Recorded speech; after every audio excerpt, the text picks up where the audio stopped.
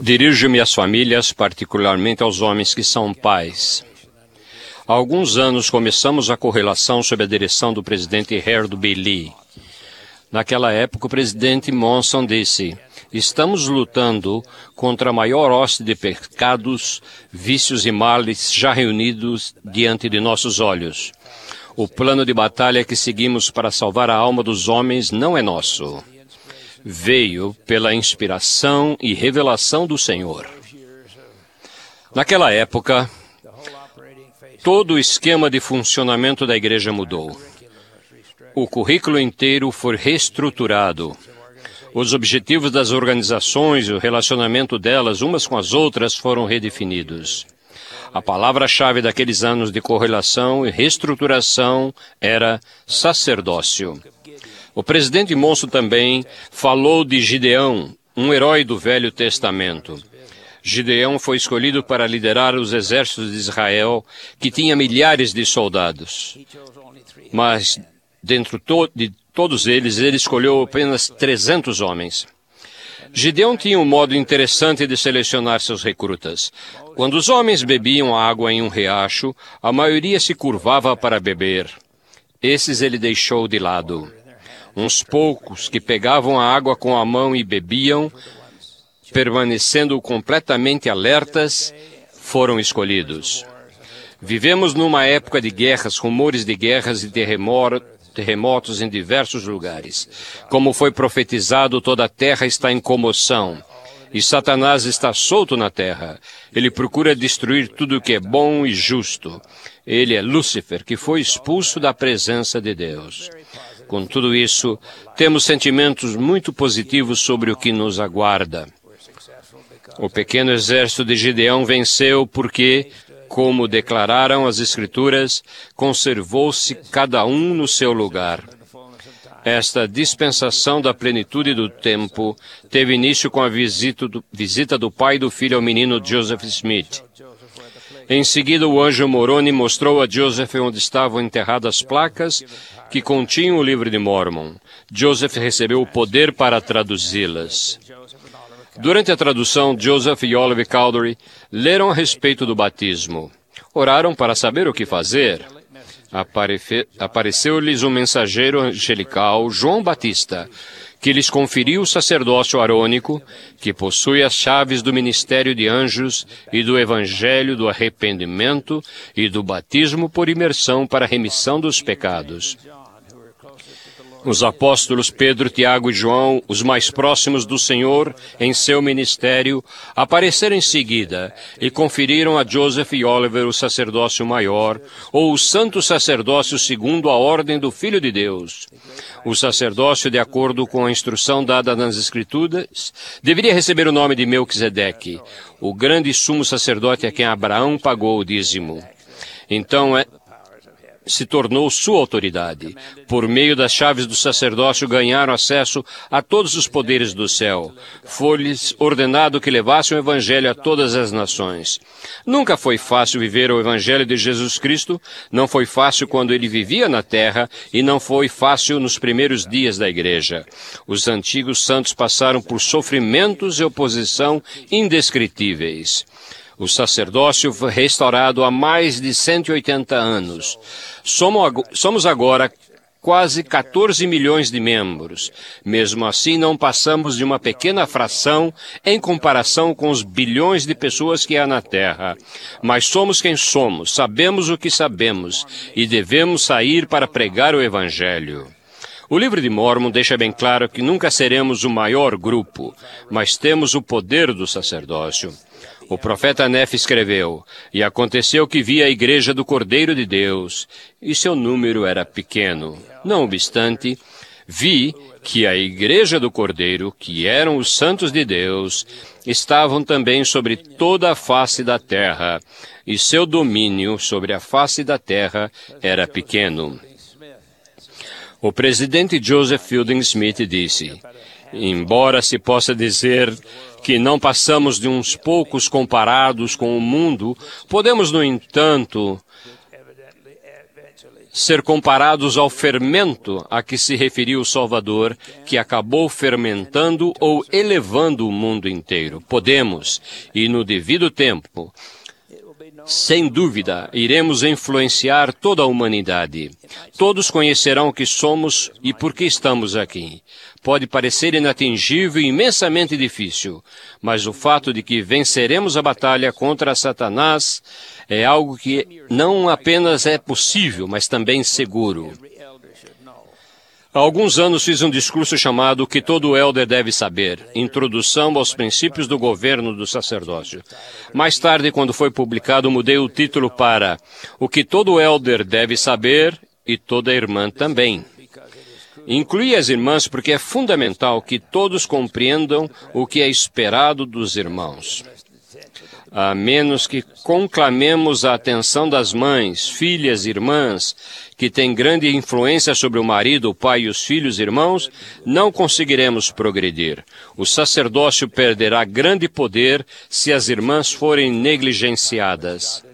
O sacerdócio é a autoridade e o poder que Deus concedeu aos homens na terra para agir em nome dele. Quando a autoridade do sacerdócio é exercida de modo adequado, os poderes do sacerdócio fazem o que ele faria se estivesse presente. Temos feito um bom trabalho na distribuição da autoridade do sacerdócio. Temos a autoridade do sacerdócio plantada em quase toda parte. Temos quórums de elders e de sumos sacerdotes no mundo inteiro. Mas a distribuição da autoridade do sacerdócio, em minha opinião, passou à frente da distribuição do poder do sacerdócio. O sacerdócio não tem a força que deveria ter e não terá essa força até que o poder do sacerdócio esteja firmemente estabelecido nas famílias, como deveria. O presidente Harold B. Lee declarou: parece claro para mim que a igreja não tem escolha, e nunca teve, a não ser esforçar-se para ajudar a família a cumprir a missão de vida que ela tem. Não apenas porque essa é a ordem do céu, mas também porque é a contribuição mais prática que podemos dar aos nossos jovens, ajudar a melhorar a qualidade de vida dos lares nos santos dos últimos dias. Por mais importantes que sejam muitos dos nossos programas e organizações, elas não devem tomar o lugar do lar, mas sim apoiar o lar. O presidente Joseph Fielding Smith fez a seguinte declaração: no lar, a autoridade presidente sempre é dada ao pai, e em todos os assuntos da casa e da família não há outra autoridade mais importante. Para ilustrar isso, deixem-me dizer algo. Às vezes acontece que os elders serem chamados para abençoar os membros de uma família.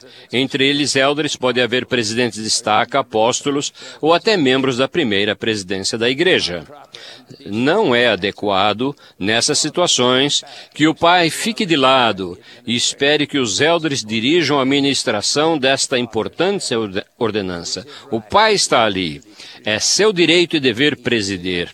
Ele deve escolher quem fará a unção e quem proferirá a oração. E não deve sentir, por haver autoridades presidentes da igreja, que ele esteja, portanto, despojado de seu direito de dirigir a ministração daquela bênção do Evangelho em seu lar. Se o pai estiver ausente, a mãe deve solicitar à autoridade presente que assuma a direção. O pai preside à mesa e nas orações e dá orientações gerais referentes à vida de sua família, não importando quem esteja presente. Durante a Guerra do Vietnã, realizamos uma série de reuniões especiais para os membros da igreja que haviam sido convocados para servir nas Forças Armadas. Depois de uma dessas reuniões, em Chicago, eu estava ao lado do presidente Harold B. Lee, quando um excelente jovem santo dos últimos dias disse ao presidente Lee que estaria de licença para visitar sua família e depois deveria seguir para o Vietnã. Então ele pediu ao presidente Lee que lhe desse uma bênção. Para minha grande surpresa, o presidente Lee disse: seu pai deve dar-lhe a bênção. Muito desapontado, o rapaz disse: meu pai não sabe como dar uma bênção. O presidente Lee replicou: vá para casa, meu rapaz, e diga a seu pai que você vai partir para a guerra e que deseja receber uma bênção paterna dele. Se ele não souber fazê-lo, diga-lhe que você vai sentar numa cadeira e ele pode ficar atrás de você. Colocar as mãos sobre sua cabeça e dizer o que lhe vier à mente. Aquele jovem soldado foi para casa triste. Uns 2 anos mais tarde, nós o encontramos de novo. Não recordo onde foi. Ele me relembrou o ocorrido e disse: fiz o que me disseram. Expliquei a meu pai que eu iria sentar-me numa cadeira e ele deveria colocar as mãos sobre minha cabeça.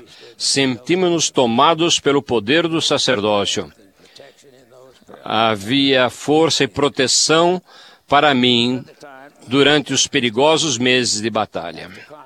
Em outra ocasião, eu estava em uma cidade distante depois de uma conferência. Estávamos ordenando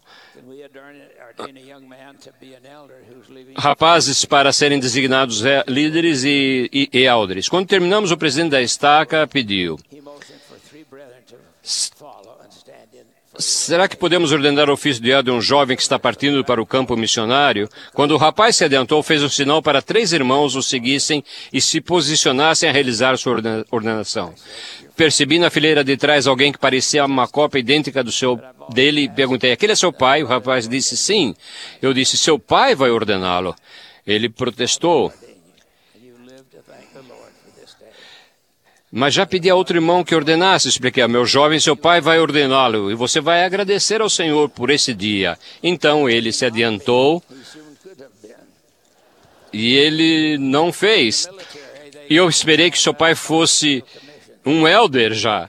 Se ele não fosse, ele passaria a ser imediatamente. Às vezes chamamos isso promoção no campo de batalha. O pai não sabia como ordenar o filho. Coloquei a mão no ombro dele e o orientei na ordenança.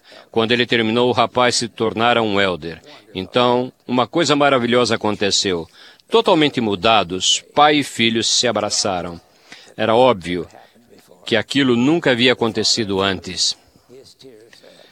O pai, em meio às lágrimas, disse: não pude ordenar meus outros filhos. Imagine quão benéfico foi aquela ordenação do que se tivesse feita por outro, mesmo que fosse um apóstolo. Embora o sacerdócio esteja atualmente no mundo inteiro, conclamamos todo elder e sumo sacerdote e todo portador do sacerdócio a atuar no seu próprio lugar. Precisamos despertar em todo elder e sumo sacerdócio, em todo quórum e grupo e no pai de cada lar o poder do sacerdócio do Todo-Poderoso. O Senhor disse que as coisas fracas do mundo virão e abaterão as poderosas e fortes.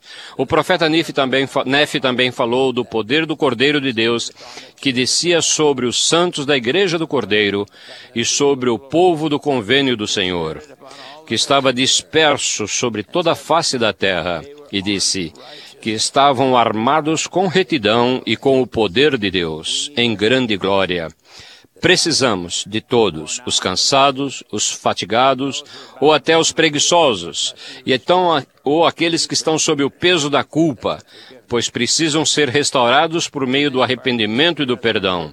Há um número demasiadamente grande de nossos irmãos do sacerdócio que vivem abaixo de seus privilégios e das expectativas do Senhor. Precisamos prosseguir com confiança no sublime poder do sacerdócio. É uma fonte de força e incentivo saber quem somos, o que temos e o que precisamos fazer na obra do Todo-Poderoso. O Senhor disse: eu, Senhor, estou obrigado quando fazeis o que eu digo, mas quando não o fazeis, não tendes promessa alguma. Os quóruns do sacerdócio devem zelar pelos lares sem sacerdócio e ministrar a eles. Dessa forma, nenhuma bênção ficará faltando em nenhum dos lares da igreja. Há vários anos, uma família se reunia à beira do leito de uma idosa dinamarquesa. Entre eles estava seu filho rebelde de meia-idade. Ele já morava naquela casa há vários anos. Em meio às lágrimas, ele suplicou: mamãe, você tem que viver. Mamãe, você não pode morrer. Ele disse: mamãe, você não pode ir. Não vou deixar. A frágil mãe ergueu os olhos para o filho e com seu forte sotaque disse: mas onde está o seu poder? Onde está o seu poder? Paulo disse: estamos edificados sobre o fundamento de apóstolos e dos profetas, de que Jesus é a principal pedra de esquina, no qual todo edifício bem ajustado cresce para o templo do Santo Senhor, no qual também vós juntamente sois edificados para a morada de Deus em espírito. Não há dúvida que a obra do Senhor prevalecerá. É indubitável que precisamos juntar todos os nossos esforços e unir-nos. A autoridade do sacerdócio está conosco. Depois de tudo que correlacionamos e organizamos, temos agora a responsabilidade de ativar o poder do sacerdócio na igreja. A autoridade do sacerdócio vem por meio da ordenação. O poder do sacerdócio vem por meio de uma vida fiel e obediente no cumprimento dos convênios. Ele aumenta quando exercemos e usamos o sacerdócio em retidão. Aos homens que são pais, gostaria de lembrar a natureza sagrada de seu chamado. Vocês têm o poder do sacerdócio diretamente do Senhor para proteger seu lar. Haverá ocasiões em que o único escudo entre sua família e as armadilhas do adversário será esse poder. Vocês receberão orientação do Senhor por meio do Espírito Santo.